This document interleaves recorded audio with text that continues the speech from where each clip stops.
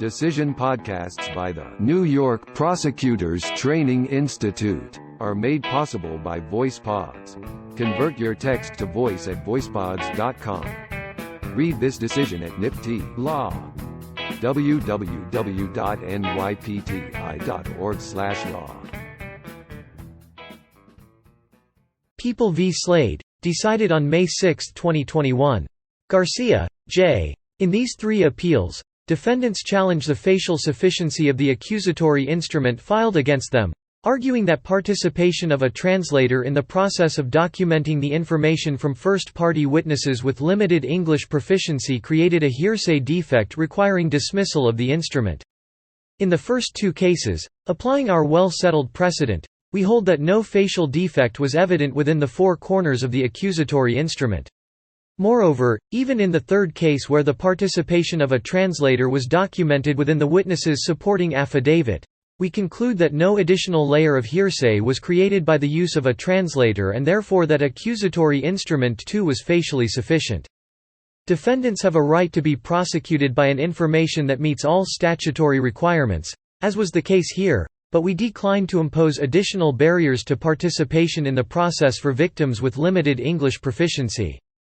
1. A. Kenneth Slade. Slade assaulted his wife, the victim, at the home they shared and was charged in a misdemeanor complaint with assault in the third degree, a class A misdemeanor, and harassment in the second degree, a violation. The victim, as the deponent, asserted the following in the complaint. At the above time and place, while she was seated in a chair, Slade grabbed her by both her arms and lifted her off of the chair, then threw her back onto the chair. As a result of Slade's aforementioned actions, she experienced bruising, swelling, and substantial pain to both arms and lower back and experienced annoyance, alarm, and fear for her physical safety. The victim verified the complaint by signing it beneath the form notice stating that false statements made therein were punishable as a class A misdemeanor. See CPL 100.30, 1d. In a certificate of translation, prepared on the same day as the complaint, a translator stated that she translated the English language complaint to the victim, including the form notice, in Spanish, and that the victim confirmed to the translator that she understood what was translated. At Slade's arraignment, the people announced that they were ready for trial, relying on the first-party complaint. However, the people did not file or serve the certificate of translation at that time, only doing so more than 2 years later upon Slade's request for the document. Slade thereafter moved to dismiss the accusatory instrument on statutory speedy trial grounds, arguing that the people's statements of readiness were illusory because the filing of the certificate was necessary to convert the complaint into an information. See People v. reinstated. For the reason stated in Crim Court, the people cannot be ready for trial if they have not converted the complaint to a jurisdictionally sufficient information. Criminal Court denied the motion and, following a bench trial, found Slade guilty of attempted assault in the third degree and harassment in the second degree and imposed sentence. The appellate term affirmed, concluding, as relevant here, that the first-party complaint signed by the victim needed no certificate of translation for conversion to an information, since there was no indication on the face of the instrument that she had not read and understood it or was incapable of doing so. A judge of this court granted Slade leave to appeal. B. Keith Brooks. The people filed an English-language misdemeanor complaint charging Brooks with driving while intoxicated, a misdemeanor, and other vehicle and traffic law offenses. The deponent, a police officer, stated that a witness related the following: that he saw Brooks operating a van, that the van rear-ended the witness's vehicle, and that Brooks fled without providing any identifying information. The deponent police officer claimed, based on his own observation, that Brooks exhibited signs of intoxication and that he was present when Brooks refused a breathalyzer test. The people were not ready at arraignment because they lacked supporting depositions from the witness and another police officer. Later, the people simultaneously filed an off-calendar statement of readiness, the two outstanding supporting depositions, and a certificate of translation. The witness's supporting deposition stated that he had read the complaint, and that the facts attributed to him in that document pertaining to Brooks's operation of the van and actions after the crash were true upon his personal knowledge. The witness signed the deposition under a form notice stating that false statements made therein were punishable as a class A misdemeanor, as required for verification. See CPL 100.30, 1d. In the certificate, a translator said that she translated the English language, accusatory instrument, to the witness, including the form notice, in Spanish, and that the witness confirmed to the translator that he understood what was translated. At a subsequent calendar call, criminal court determined that the certificate of translation was defective because it failed to state the translator's qualifications. As a result, the court concluded that the complaint was not converted to an information and that the people would be charged speedy trial time until they filed a proper affidavit of translation. After the people refused to take any additional steps to convert the complaint on the ground that no further action was required by the CPL to effectuate conversion, the court granted Brooks's motion to dismiss the accusatory instrument on statutory speedy trial grounds. The appellate term affirmed, concluding that criminal court providently exercised its discretion in requiring a proper certificate of translation to be produced in order to convert the complaint into an information, because the people provided sufficient indicia of the witness's inability to understand English when they filed the translator's statement with the supporting deposition. The court further determined that the certificate of translation filed by the people failed to convert the complaint within the speedy trial period because the certificate did not comply with CPLR 2101(b). A judge of this court granted the people leave to appeal. C. Charo N. Allen. Allen was charged with menacing in the second degree, a class A misdemeanor, after she allegedly threatened a restaurant worker, the complainant, with a knife.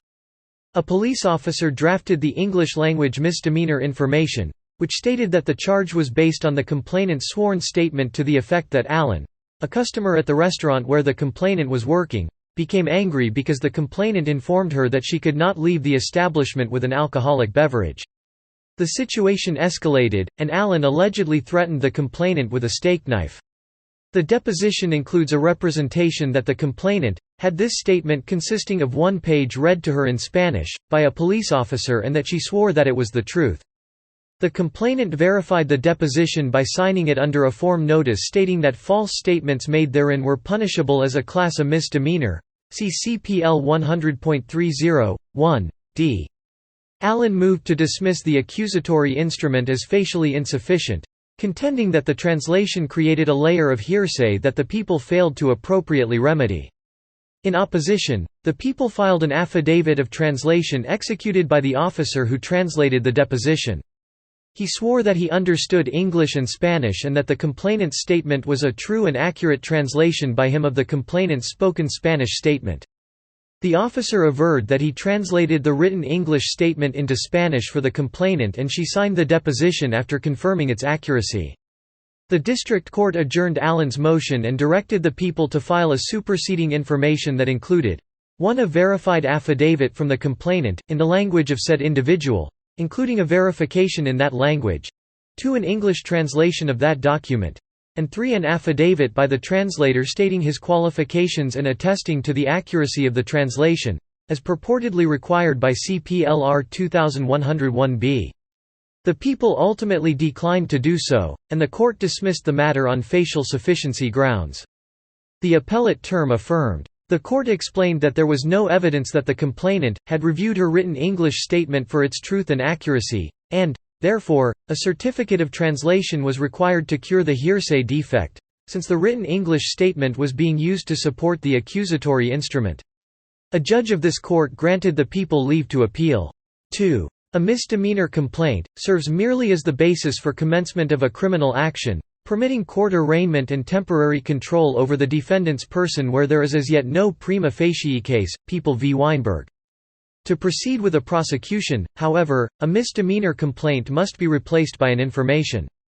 Simply stated, the requirements for the factual portion of a local criminal court information are that it state facts of an evidentiary character supporting or tending to support the charges, that the allegations of the factual part, together with those of any supporting depositions, provide reasonable cause to believe that the defendant committed the offense charged, and that the non-hearsay allegations of the information and supporting depositions establish, if true, every element of the offense charged and the defendant's commission thereof. People v. Casey. At issue in these appeals is the last of the listed requirements, namely that non-hearsay allegations, if true, support a prima facie case. This requirement is meant to protect a defendant against groundless criminal proceedings by providing reasonable guarantees against baseless prosecutions not predicated on probable cause. That protection was amply afforded by the first-person allegations made in each of the accusatory instruments at issue here. A. Slade and Brooks. We can resolve the challenges to the accusatory instruments in Slade and Brooks by applying our well-settled rules regarding facial sufficiency. As we recently reiterated, in evaluating the sufficiency of an accusatory instrument, a court does not look beyond its four corners, including supporting declarations appended thereto. People v. Hardy. See CPL 100.15, 3, 100.40, 1, c. People v. Thomas. Courts must not rely on external factors to create jurisdictional defects not evident from the face of the accusatory instrument. People v. Konieczny. Instead, whether the allegation of an element of an offense is hearsay, rendering the information defective, is to be determined on a facial reading of the accusatory instrument. Casey. Defects that do not appear on the face of the accusatory instrument are latent deficiencies that do not require dismissal. Matter of Edward B. See Matter of Nelson R. In Matter of Edward B., we considered whether an accusatory instrument that was supported in relevant part only by hearsay was jurisdictionally defective and must be dismissed. When the hearsay character of the facts alleged in the supporting deposition was not facially apparent but was discovered at some point in the course of the proceeding. The hearsay defect, an assistant corporation counsel's unconfirmed summary of the complainant's statement, was first discovered by the respondent during the fact-finding hearing on the juvenile delinquency petition. We concluded that, although there was indeed a hearsay defect in light of the assistant's actions in editing and revising the complainant's version of events before transcribing it, the defect was properly classified as a latent deficiency because the claimed flaw was not apparent from the face of the instrument itself. Explaining that the relevant Family Court Act provisions were analogous to the provisions of the CPL governing facial sufficiency, which permit dismissal only if the error is apparent from the face of the accusatory instrument. See CPL 100.40. We held that latent deficiencies in the accusatory instrument that are revealed during the trial or hearing do not provide a ground for mandatory dismissal. See Matter of Edward B. Matter of Edward B. therefore specifically rejected the notion that a latent deficiency renders a facially sufficient accusatory instrument a nullity. We later made clear that the holding in Matter of Edward B. was not limited to latent deficiencies discovered during a trial or fact-finding hearing. See Matter of Nelson R. Latent deficiency identified prior to the fact-finding hearing did not render the petition facially insufficient and, therefore, did not mandate pre-hearing dismissal. Nor was it limited to family court proceedings. See Casey, applying Matter of Edward B. to criminal proceedings. In sum, neither the statutes establishing the criteria for accusatory instruments, nor the policies underlying those statutes suggest that an inquiry beyond the facial validity of the accusatory instrument is necessary or even appropriate. Matter of Edward B. Slade argues that the English-language misdemeanor complaint filed against him contained hearsay because the complaint did not set forth the victim's personal knowledge and observations, but rather was merely the translator's interpretation of her statement. Even assuming that an accurate translation creates a layer of hearsay for pleading purposes, a contention we reject in the next section, the accusatory instrument here is facially sufficient because, as in Matter of Edward B., there is no hearsay defect apparent on the face of the document. As the appellate term concluded, there was no indication on the face of the first-party complaint that the victim had not read and understood it or was incapable of doing so. See Matter of Shakwana S. Although a certificate of translation was created at the same time as the complaint, it was not referenced or incorporated in that document and therefore the certificate cannot be used to create a facial defect, otherwise undetectable on the face of the accusatory instrument. No inquiry beyond the instrument's face is required or appropriate. Brooks alleged a latent deficiency, and made his speedy trial motion earlier in the pretrial proceedings than Slade. Irrespective of the timing of its discovery, however, a latent deficiency in a facially sufficient accusatory instrument does not mandate dismissal. See Matter of Nelson R. As in Slade, the face of the complaint and the witnesses supporting deposition in Brooks give no indication that the documents were translated for the witness or that he failed to read, have read to him, or understand the English language documents. And, as with Slade, the four corners of the complaint, including the witness's accompanying supporting deposition, contain no indication of any translation or other potential hearsay defect. Although the certificate of translation was filed at the same time as the witness's supporting deposition, it is not part of that document. Nor is it part of the complaint. Brooks's attempt to use an external factor, the certificate, to establish a hearsay defect not evident on the face of the complaint and supporting depositions fails to raise any facial deficiency and must therefore be rejected. Moreover, the CPL does not require a certificate of translation, let alone a certificate in any particular form, to create a facially sufficient instrument. See CPL 100.15, 100.40, 1.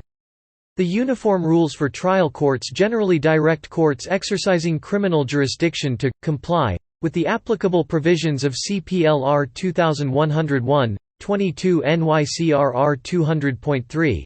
See CPLR 2101, b. Where an affidavit or exhibit annexed to a paper served or filed is in a foreign language, it shall be accompanied by an English translation and an affidavit by the translator stating their qualifications and that the translation is accurate.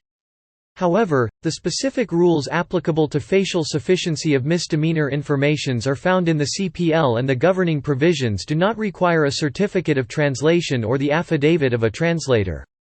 CPLR 2101, b. cannot be used to override those specific requirements. See People v. Douglas, and we decline to effect that result by judicial fiat. See Rivera, J., but see Wilson, J.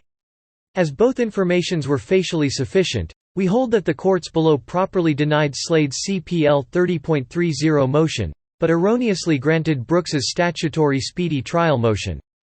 B. Allen. While the accusatory instruments in Slade and Brooks contain no facial indication that a translation occurred, in Allen, the complainant stated in her supporting deposition that she had the one-page English-language statement read to her in Spanish by a police officer. Allen argues that this creates an additional layer of hearsay, and that the hearsay character of the facts alleged in the supporting deposition is therefore facially apparent.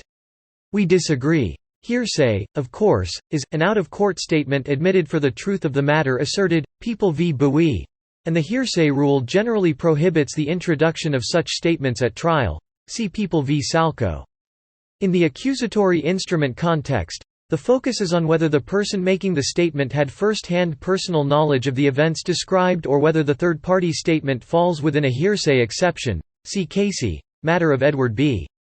The issue here is whether a witness's use of a translator creates a layer of hearsay that runs afoul of the CPL's facial sufficiency requirements for misdemeanor informations. Other courts have grappled with the applicability of the hearsay rule to testimony related through an interpreter. In the context of trial testimony by a witness relating to statements that were interpreted to him, the Second Circuit concluded that, except in unusual circumstances, an interpreter is no more than a language conduit, and therefore, the interpreter's translation does not create an additional layer of hearsay. United States v. Lopez. Quoting United States v. Koskarides, see United States v. Martinez-Gayton. Courts have applied this rule to declarants when there is nothing in the record to suggest that the interpreter had any motive to mislead or distort, and there is no indication that the translation was inaccurate. Koskarides. Put another way, in those circumstances, the interpreter is treated as the declarant's agent. See Lopez.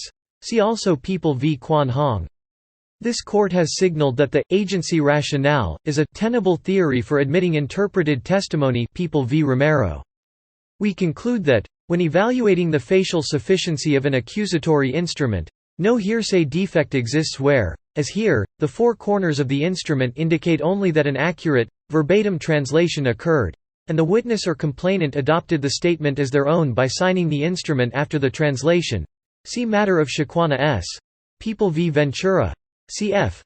Matter of Edward B. Supporting deposition contained latent hearsay defect even though the complainant signed the document because the complainant had never read nor been read its contents. In Allen, the complainant's deposition states facts supporting the information in a first-person narrative, *4, and nothing on the face of the deposition provides any reason to doubt that a precise translation occurred. Therefore, the police officer's translation of the complainant's first-hand account did not create a level of hearsay for pleading purposes. Rather, the officer merely acted as a language conduit for the complainant's factual assertions. In sum, the information in Allen contained no hearsay defect for pleading purposes. It was facially sufficient and no further documentation, including a certificate of translation, was necessary for conversion. Allen's motion to dismiss was therefore erroneously granted. 3. In an effort to make the hearsay rules for misdemeanor information somehow sacrosanct, the dissents distort the CPL's statutory framework and ignore the purpose of the procedural requirements for the factual portion of those informations, which is to give a defendant notice sufficient to prepare a defense, and to prevent a defendant from being tried twice for the same offense. Casey. As an initial matter, an accusatory instrument does not establish the truth. Wilson, J. Rather, the CPL requires, for a prima facie case, non-hearsay allegations that establish, if true, every element of the offense charged and the defendant's commission thereof. Casey. The truth-seeking function is for the factfinder at trial. Nor does the non-hearsay pleading requirement protect against arrest. CPL 120.20. 1. But see Wilson, J. Likewise, a violation of the non-hearsay rule is both curable and waivable. See Casey. Yet our dissenting colleagues conclude that a violation somehow rises to the level of rendering a misdemeanor information a legal nullity, and void ab initio, a drastic remedy that is invoked without any foundation or indeed citation. Rivera, J. Wilson, J. As we made clear in Casey, pleading errors involving omission of elements of the charged crime are fundamental, because they impair a defendant's basic rights to fair notice sufficient to enable preparation of a defense and to prevent double jeopardy. By contrast, hearsay pleading defects do not implicate any of those basic rights of an accused. Indeed, both statutory and decisional law have recognized that a criminal prosecution can validly proceed on a hearsay-based accusatory instrument. We have even held that the statutory right to be prosecuted on a non-hearsay accusatory instrument can be waived by implication.